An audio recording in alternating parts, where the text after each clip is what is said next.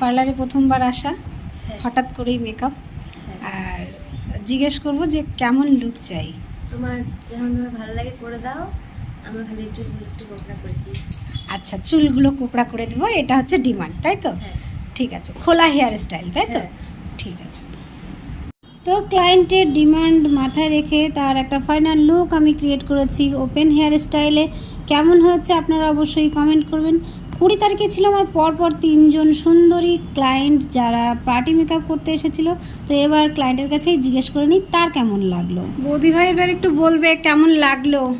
আমার সেজে খুব ভালো লাগতেছে। তো তোমরা তোমাদের স্পেশাল দিনে কৃষ্ণা দিদিকে বুক করো, তোমাদের স্পেশাল দিন খুব ভালো করে সাজিয়ে দিবে।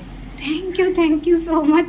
আমি কেমন লেগেছে জিজ্ঞেস করেছি তো অনেক বড় কমপ্লিমেন্ট পেলাম, আর এটাই আমাদের সবচেয়ে বড় পাওনা। আমার খুব ভালো লেগেছে। Thank you.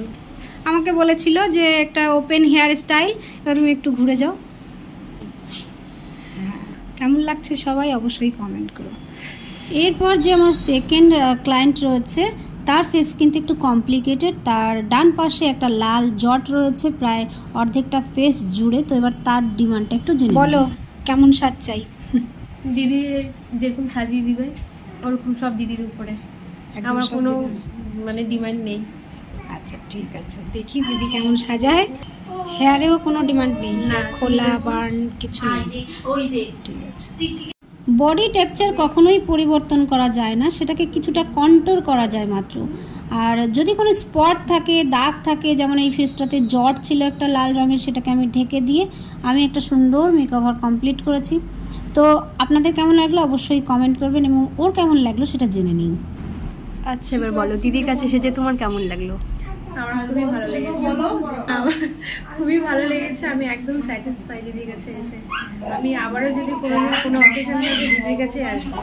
আমার এতটাই ভালো লেগেছে। Thank you. থার্ড যে ছিল আমার তার কিন্তু বিফোর ছবি নেওয়াই হয়নি, এতটা তাড়াহুড়ো ছিল। তো এই ছিল তার ফাইনাল লুক, আর তার কাছে জেনে নেব তার কেমন লেগেছে তার লুকটি। তো জেনে নিন কেমন লাগলো বলো সেজে। দারুণ দারুণ জোরে বলো। দারুণ, পছন্দ হয়েছে? একদম।